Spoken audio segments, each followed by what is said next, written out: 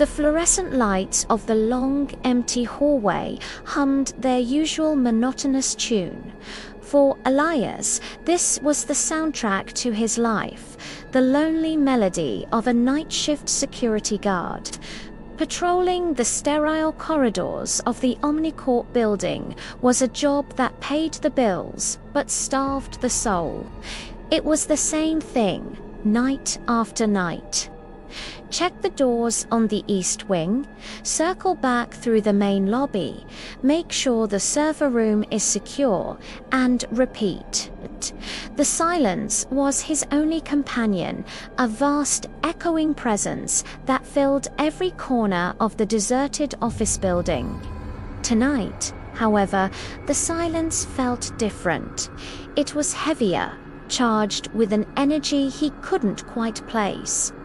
He was on his third lap of the 7th floor, the executive level, a place that always felt a bit too pristine, a bit too quiet even for the dead of night. As he rounded the corner past the CEO's office, his flashlight beam caught something that made him stop dead in his tracks. His heart gave a sudden, hard thud against his ribs. There, set into the wall where only smooth, uninterrupted plaster had been the night before, was a door. It was a simple, unassuming door, made of dark, heavy wood, with a plain brass knob. It had no label, no sign, no indication of what lay beyond it, but its very existence was a screaming anomaly. Elias had walked this hall hundreds of times. He knew every inch of it, every scuff mark on the baseboards, every slightly flickering light panel. This door was not part of the building's blueprint. It simply wasn't supposed to be there. He ran a hand over his face, the rough stubble scratching his palm. Was he finally cracking? Were the long, sleepless nights and the oppressive solitude playing tricks on his mind? He tapped the door with his knuckles. The sound was a dull, solid thud. It was real. He shone his flashlight along its edges, looking for seams, for any sign that it had been recently installed. The fit was perfect, seamless, as if the wall had grown around it. His professional training screamed at him to report it, to call his supervisor, to follow protocol. But a deeper, more primal curiosity gnawed at him. Where did it come from? What was behind it? The building was supposed to be empty, save for him. Every access point was logged, every visitor accounted for. No construction crew had been in, no work orders filed. The door was an impossibility. He reached out, his hand hesitating just inches from the brass knob. It was cool to the touch, colder than the ambient air in the hallway. Taking a deep breath that did little to calm the frantic beating of his heart, he turned it. The latch clicked open with a soft, well-oiled sound. He pushed.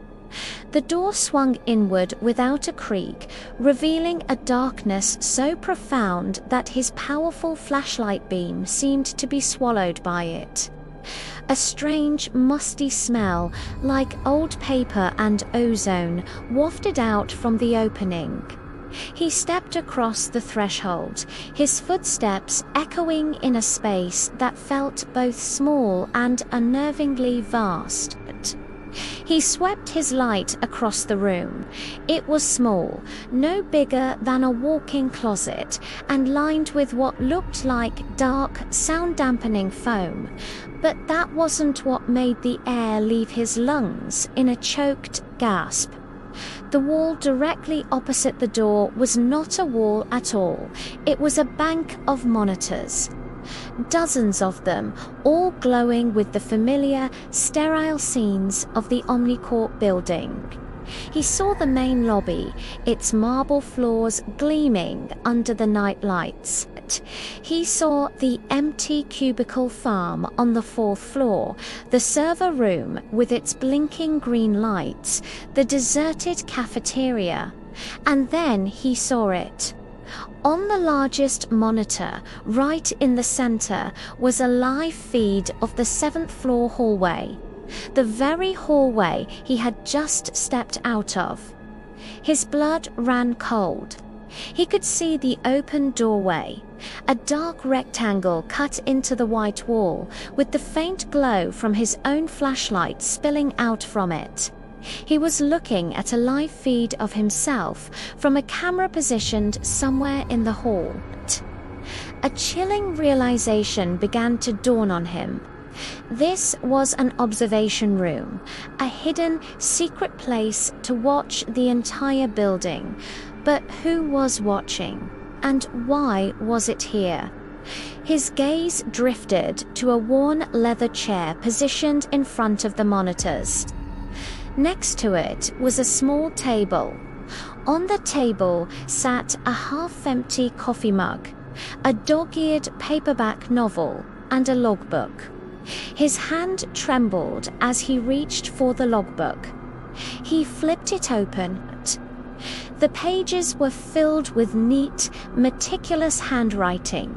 Each entry was dated and timed, detailing observations. 2:05 a.m. Subject completes East Wing patrol. Appears tired.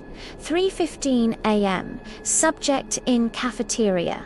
Pacing 4:30 a.m. Subject pauses at 7th floor window. Stares out at the city for 7 minutes. Subject, the word leaped off the page and slapped him in the face. He frantically flipped through the pages, his eyes scanning the entries. They were all about him. His every move, his every deviation from his routine, his moments of boredom and fatigue, all of it was chronicled here in painstaking detail. The logbook went back months, to the very first day he started this job. A wave of nausea washed over him. His entire tenure here, every lonely night he had spent thinking he was the guardian of an empty building. He had been the one under surveillance. He was the exhibit. He was the specimen in the jar. His job wasn't to guard the building. It was to be guarded. His eyes darted around the small, cramped room. He was the mouse in a maze, and this was the lab where the scientists watched. But who were they, and what were they looking for? The mundanity of the observations was what made it all so terrifying. They weren't watching for a thief or an intruder. They were watching him, just watching. He looked back at the central monitor. He saw the hallway, empty now, except for that impossible open door. He felt a sudden, overwhelming urge to run, to flee the building and never look back. But where would he go?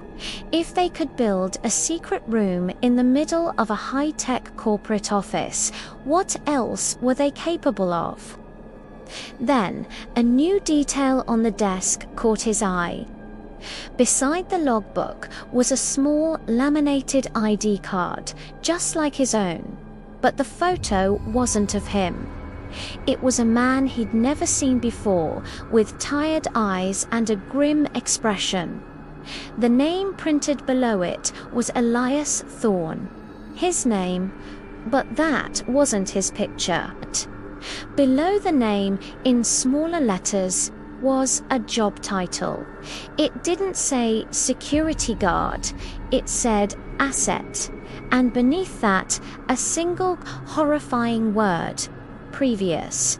His heart stopped. Previous. This man had his job, his name, before him. What happened to him? Was he still an asset, or was he replaced? A sudden, horrifying clarity washed over him. This wasn't just a job, it was a role, a position to be filled. And the people watching him weren't just observing, they were evaluating it. He stumbled back, his hand flying to his mouth to stifle a scream. He felt a presence behind him, a subtle shift in the air. He spun around, his flashlight beam cutting wildly through the darkness of the doorway. Standing there, silhouetted against the bright light of the hallway, was a figure. They were dressed in a simple, dark uniform, their face obscured by shadow. They held a small, familiar object in their hand, a logbook. The figure took a slow step into the room, their voice calm, neutral, and utterly chilling. Elias Thorne, you were not supposed to find this room. The world tilted on its axis. He wasn't the guard. He was the ghost in the machine, the unwitting player in a game he never knew he was a part of. His lonely nights weren't just empty. They were being watched, recorded, judged, and now he had broken the rules. He had found the one door he was never meant to open. The figure took another step closer, and Elias finally understood. His job wasn't to keep people out, it was to keep him in, and his shift was about to come to a permanent end. Thanks for watching. If you enjoyed this story, don't forget to like, subscribe, and hit that notification bell for more unsettling tales.